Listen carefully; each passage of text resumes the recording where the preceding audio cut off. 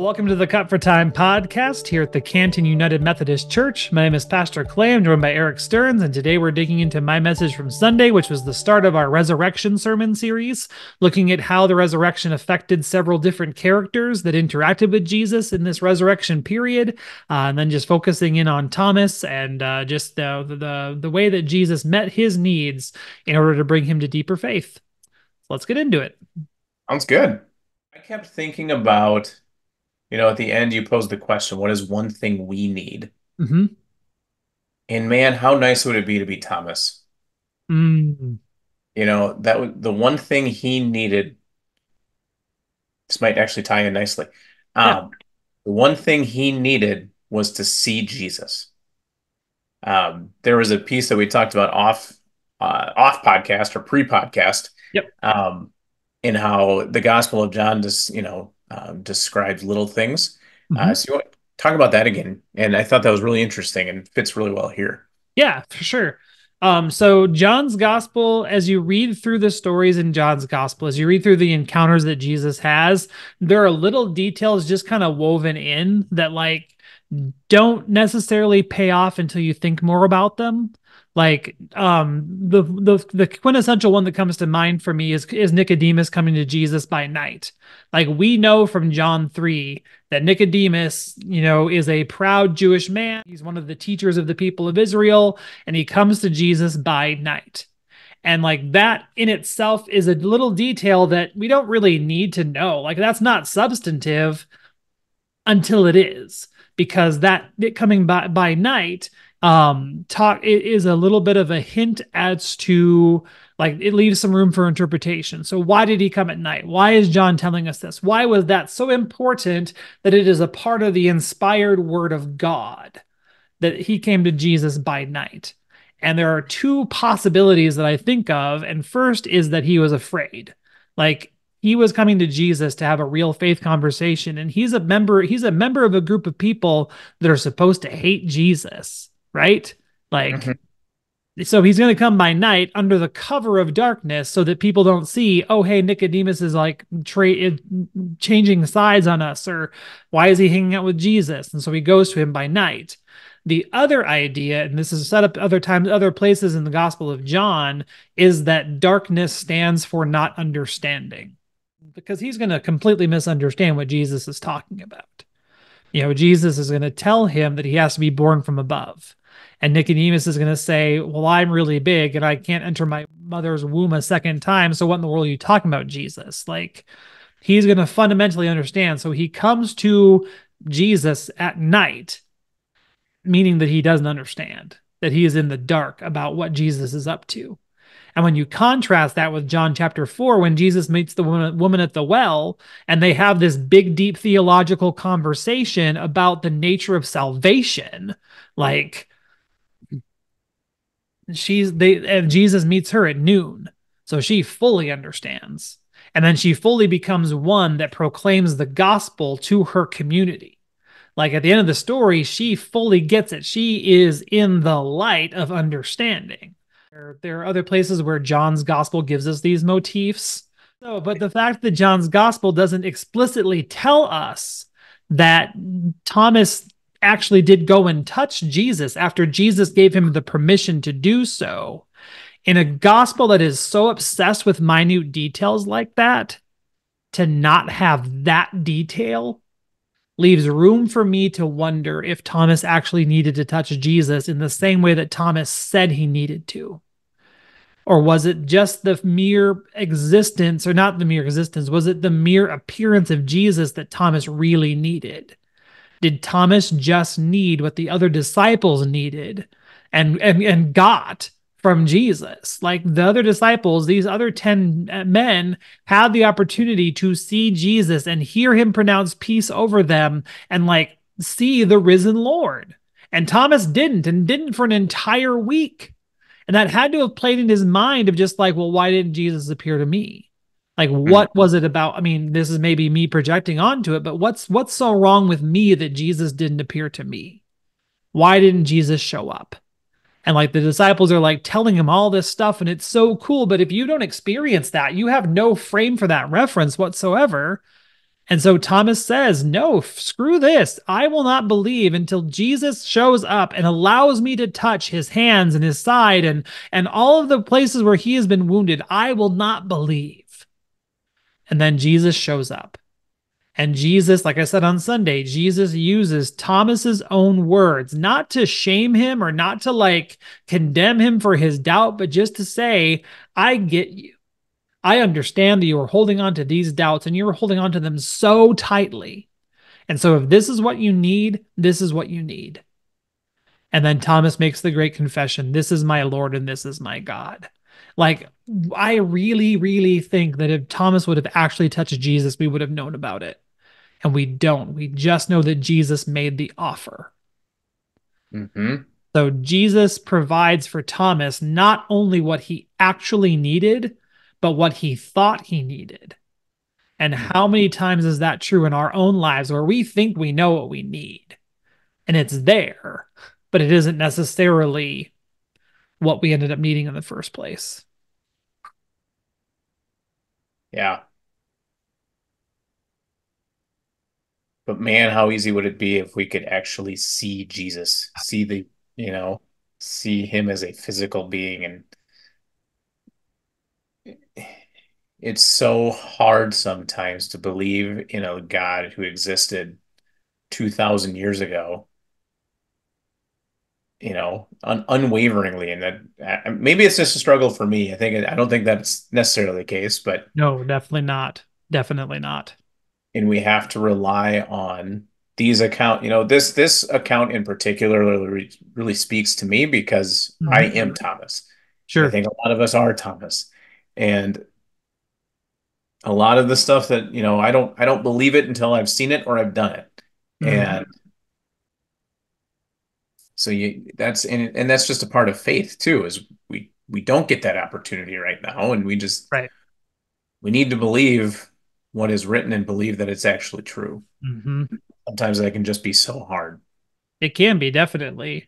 And that's why I think that we are given little glimpses of, God's presence with us. In Fanny Crosby's hymn, Blessed Assurance, she calls them a little bit of a foretaste, because I think that that's what they are.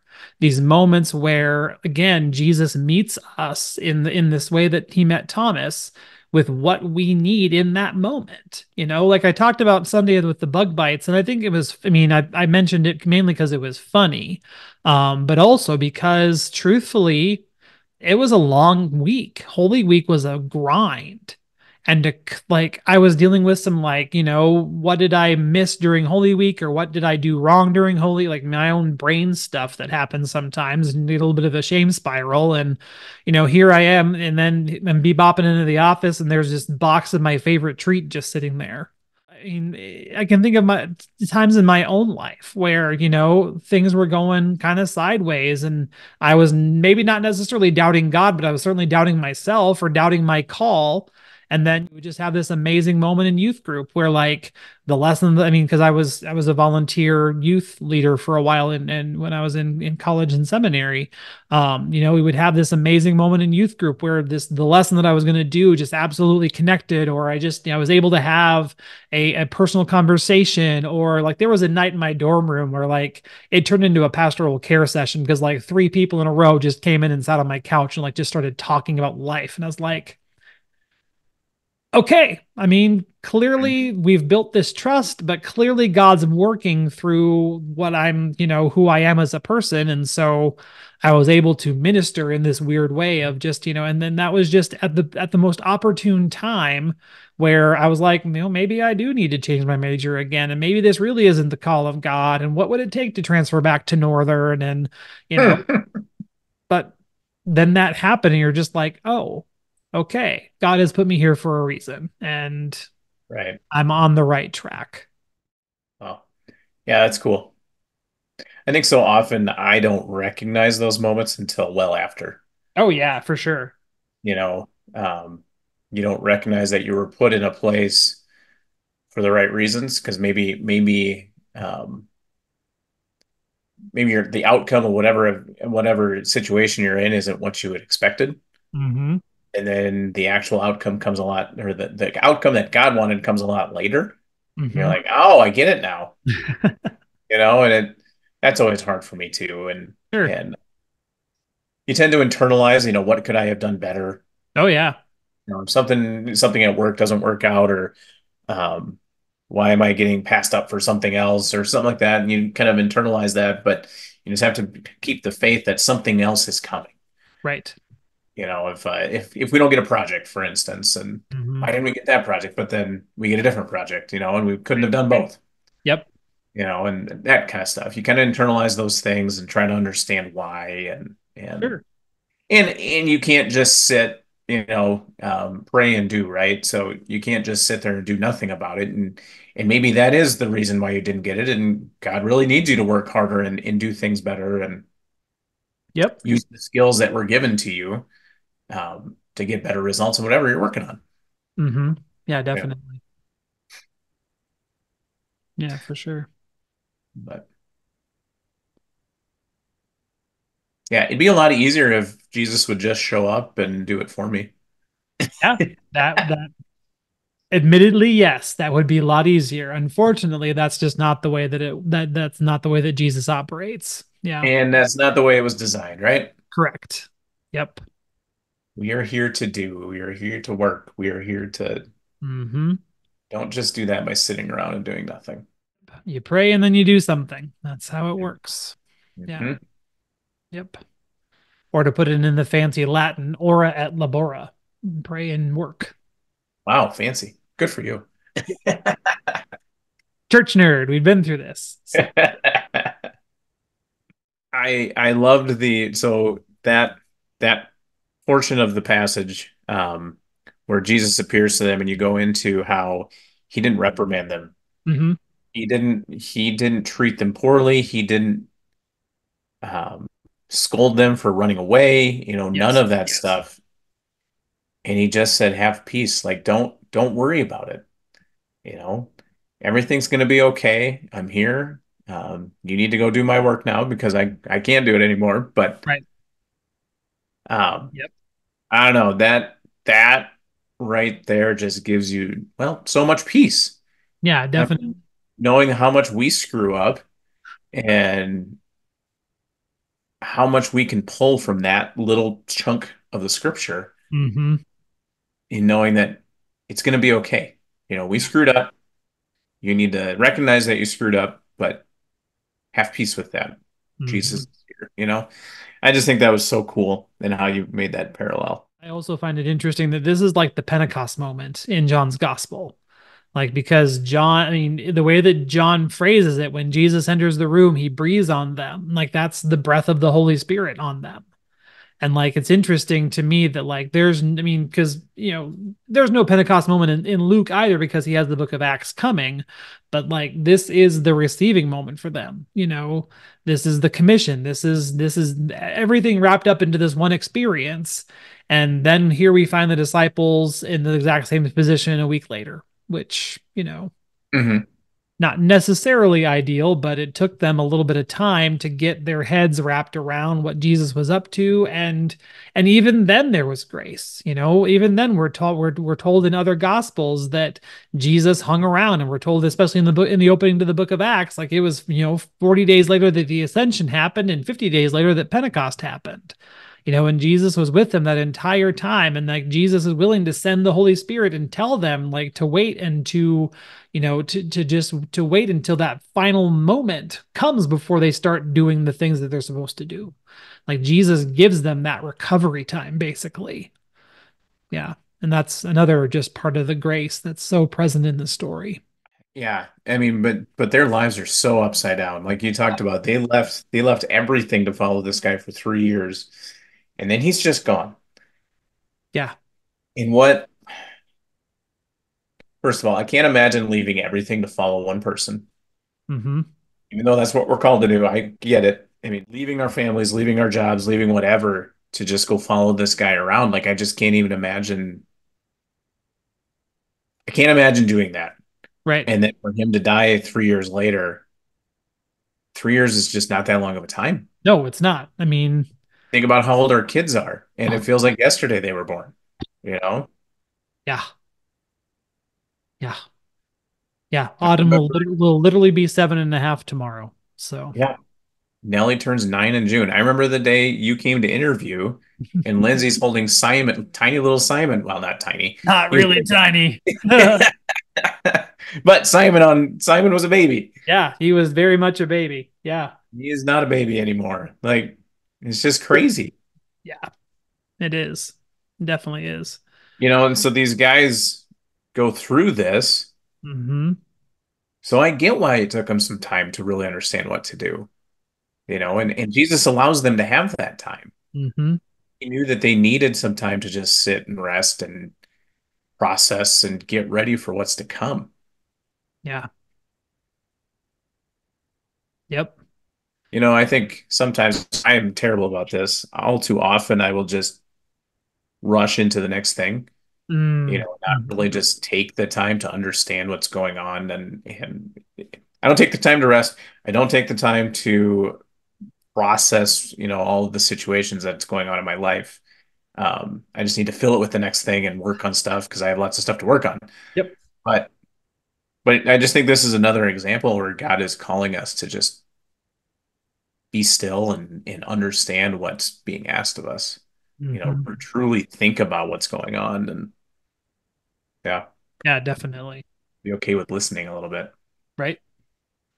Yeah. I mean, because that's what the situation would have required for the disciples. I mean, because everything was so unknown for them. Like, they had to wait. And like the good news for everybody is that Jesus was with them throughout that entire experience. Like I kind of already referenced a little bit in John, as we were if we were to continue to read in John 20, Jesus meets them on the shoreline later. They're just, they go fishing and they haul in all this fish that they can't even count, and they just realize that it has to be Jesus as the guy on the shore telling them what to do. And then that's when they have breakfast together and Peter is restored, and like, you know, Jesus continued to be with them throughout that waiting. And just, there are times when we feel like we're abandoned and alone in that time of waiting. But really we're not, because Jesus does, operate in the same way in Mm, our own lives still. yeah. If you haven't already answered it, just like what is the thing that you need to be brought to deeper faith? Like, because we've made it through Holy Week, we've been through all of the things, we've been doing all this stuff for quite a while. We've done all the reenactments and the Living Last Supper and the Good Friday, and like we've been through the resurrection story again. And so, just what is it that you find yourself needing right at this moment, that Jesus is working on providing for you? I was struggling to answer that as I was driving home today. I was thinking about that. Hmm. And I didn't have an answer, but I think I may have just answered that question. I need peace. I need to just sit and listen and process and not be in such a hurry to do the next thing and to work on the next thing. And, Sure. whether that be just slow down and play with my kids or, not just stop hurrying through life Mm. is what I need. Hmm. Because everything can be on, especially like I don't know whether it's my faith or anything else, everything can sometimes be on such a superficial level. Mm. You don't get a deeper understanding and I just want to do and then you wear yourself out or you don't do as good as you could be doing, you Sure. know. It's fair. So how about for you? What is it that you need? Yeah, that's a great question. I was kind of dreading being asked that question, to be honest with you. Like just in terms of nuts and bolts ministry, what I need is just some time. Like I currently I'm not as planned out as I like to be. I'm not like I'm working more than just a week ahead. I know where I'm going with the next sermon series, but like after that, there's a pretty big gap on the calendar. I'm just like, I don't know what to do. I don't quite.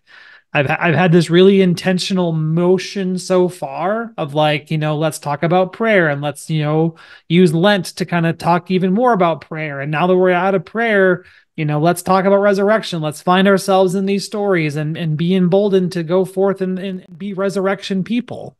But after that, it gets a little bit dicey in my plan of like, what do we do now? So Hmm. yeah, I just kind of need time and space to be in prayer about what that means and how to put together those next steps. And just yeah. But personally, I mean, I think I just need rest. I mean, Holy Week was so big and so, I mean, it was awesome and good and whatever, but it was still just very tiring and just kind of between life being busy and church being busy, it just kind of gets to be a lot. And yeah, I just think I need some rest at the moment. Yeah. Yeah. Like I had someone request, like I was because I did daily devotions on video all the way through the season of Lent.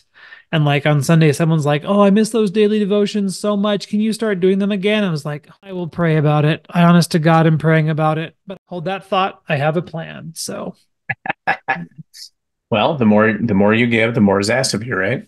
right? Hmm. Yep. No, that does feel doable Sure. with where I'm at. So I legitimately do have a plan for that. So, It's good. It's exciting. mhm. Yep. Nice. But yeah. So what's next week in the resurrection discussion? Yeah, so next week we're gonna be turning our attention to Mary Magdalene. We're gonna be turning our attention to like the original witness of the resurrection, at least in John's gospel, and also she is on the roster of the Marys in all of the gospels at the resurrection.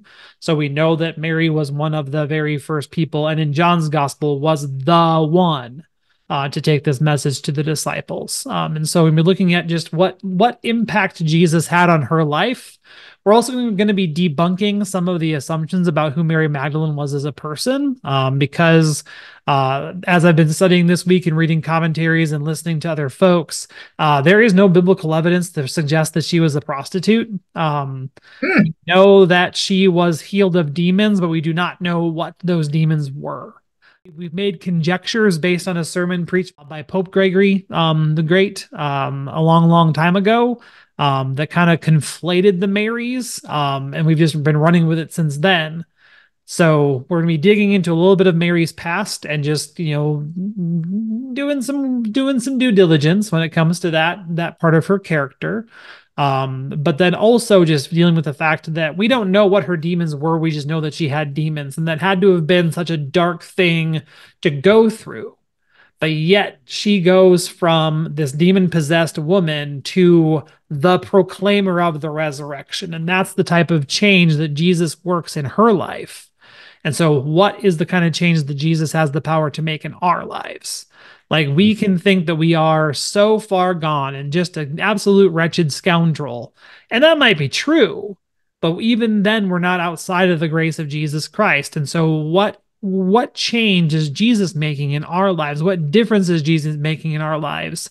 And how do we then use that as a springboard to go and be about the work of Jesus in the world? Because Mary Magdalene is one of the women that like bankrolls the ministry of Jesus. Like she stays connected to what becomes the early church. Like we know more about her present and her future than we do about her past, because Hmm. that's the important part of the story. So we're digging into Mary Magdalene and just seeing the change that Jesus works in her life and the change that Jesus works in our own lives. Sure. Sounds good. Yeah, Awesome. Well, yeah. thanks for joining us on this week's Cover Time podcast. Join us again next week in person at 10 a.m. At the church, on Facebook Live, or back here for the podcast next week. Thanks for listening to our Cut for Time conversation. Join us for worship in person or on Facebook Live Sundays at 10 o'clock Central Time. And now go in peace and serve the Lord.